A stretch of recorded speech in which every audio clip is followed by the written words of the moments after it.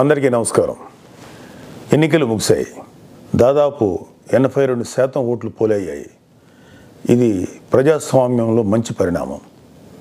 కానీ ఇదే సమయంలో ప్రజలందరం చాలా అప్రమత్తంగా ఉండాలి. ఎందుకంటే పోలింగ్తోనే ఎలక్షనీరింగ్ పూర్తి కాలేదు, కౌంటింగ్ కూడా ఉంది. ఓటమి కళ్ళ ముందు కనిపించడంతో వైసీపీ అసురగణం ఎంతటి అరాచకానికి ఒడిగొడుతుందో పల్నాడు, తాడిపత్రి, తిరుపతిలో చూసాం. సైకోపాత్ అనే మాట మనం వింటూ ఉంటాం. ఈ జగన్మోహన్ రెడ్డి కూడా ఆ కోవలోకి వస్తాడో లేదో తెలియదు, కానీ ఖచ్చితంగా అతను ఒక సోషియోపాత్. ప్రజలను కులాలుగా, వర్గాలుగా, పార్టీల వారీగా విడదీసి చిచ్చులు పెట్టి ఆనందించే రకం. అతనిలో ఆ మానసిక స్థితిని మొదట్లో ఎవరు గుర్తించలేకపోయారు. ఆ వ్యాధిని తన అసురగణానికి కూడా అంటించాడు. ఈ సోషియోపాత్ మానసిక స్థితి రోజు రోజుకి ముదిరిపోయింది. ఓటమి కనిపిస్తుండటంతో వైసీపీ ముఠాలు ఉన్మాదంతో ప్రజల ఇళ్ల మీద పడి అరాచకం సృష్టిస్తున్నాయి.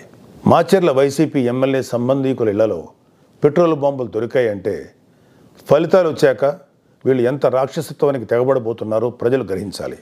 తాడిపత్రిలో పోలీసులు కూడా తమను తాము రక్షించుకునేందుకు అగచాట్లు పడ్డారు. అంటే వైసీపీ ఎంతగా రెచ్చిపోతుందో అర్థం చేసుకోవాలి.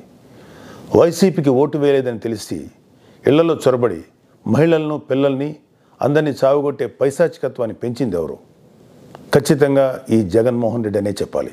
విశాఖపట్నంలోని కంచరపాలెంలో ఓ కుటుంబం కూటమి అభ్యర్థులకు ఓటు వేసిందని తెలిసి వైసీపీ గుండాలు ఆ ఇంట్లో మహిళలను, చదువుకుంటున్న పిల్లలపై దుర్మార్గంగా దాడి చేసింది. గర్భంతో పుట్టింటికి వచ్చిన మహిళపైన తీవ్రంగా దాడి చేశారు. అంటే వైసీపీ రాక్షసత్వం ఏ స్థాయిలో ఉందో తెలుసుకోండి. ఇలాంటివన్నీ తెలుసుకొని చిక్కటి చిరునవ్వులు చెందించే వ్యక్తిని ఏమనాలి? మహేష్ బాబు స్పైడర్ సినిమాలో విలన్ సూర్య గుర్తొస్తున్నాడు కదూ. ఉత్తరాంధ్ర నుంచి రాయలసీమ వరకు ఎన్నికల అనంతరం హింసను ప్రేరేపించడంలో వైసీపీ ఓటమి కనిపిస్తుంది. రాబోయే ఓటమిని కప్పిపుచ్చుకునేందుకే ఈ దాడులు చేస్తుంది. ఈవీఎంలు భద్రపరిచిన స్ట్రాంగ్ రూమ్స్ దగ్గర కూడా భద్రత పటిష్టంగా ఉంచాలి. అక్కడ సెంట్రల్ గవర్నమెంట్ వారిది 3 అంచెల సెక్యూరిటీ ఉంది. అయినా కూడా అక్కడ మన కూటమి పార్టీల ప్రతినిధులు నిరంతరం పహరా ఉండాలి. ముఖ్యంగా మన జన సైనికులకి, వీర మహిళలకి నా అభ్యర్థన ఏంటంటే, ఎక్కడైతే జనసేన పోటీ చేసిన ప్రాంతాల్లోని ఈవీఎంస్ భద్రపరిచిన స్ట్రాంగ్ రూమ్స్ ఉన్నాయో అక్కడ మన జన సైనికులు వాలంటీరింగ్ చేసి కాపులాగా కూర్చోవాలి. ఈ అవకాశాన్ని ముఖ్యంగా మనం వదులుకోవద్దు, వాడుకుందాం. ఈ వైసీపీ దుర్మార్గులను ఏ దేశంలోనూ తేలిగ్గా తీసుకోవద్దు. వాళ్ళు ఏ అరాచకానికైనా, దౌర్జన్యానికైనా తెగబడతారు. ఆ మధ్యన అంటే 2-3 ఏళ్ల క్రితం అమెరికన్ ప్రెసిడెన్షియల్ ఎలక్షన్స్లో కూడా ఎక్స్ ప్రెసిడెంట్ డొనాల్డ్ ట్రంప్ ఇలాంటి లక్షణాలే కనబరిచాడు. ఎన్నికల్లో ఓడిపోతున్నాను అని తెలిసాక కూడా నేనే గెలుస్తున్నాను, గతం కంటే గట్టిగా ఓట్లు వచ్చాయని ప్రచారం మొదలెట్టాడు. ఫలితాలు వచ్చాక కూడా నానా యాగి చేసి కుర్చీ వదలంటే వదలని అలాగే భీష్మించి కూర్చుంటే వైట్ హౌస్ నుంచి పంపేశారు. దాదాపు ఇలాంటి లక్షణాలే మన ఆపద్ధర్మ ముఖ్యమంత్రి జగన్మోహన్ రెడ్డి కూడా ప్రదర్శిస్తున్నాడు. అందుకే మొన్నటికి మొన్న ఐపాక్ మీటింగ్లో కూడా తన పార్టీ గెలుస్తుందని గొప్పలు చెప్పాడు.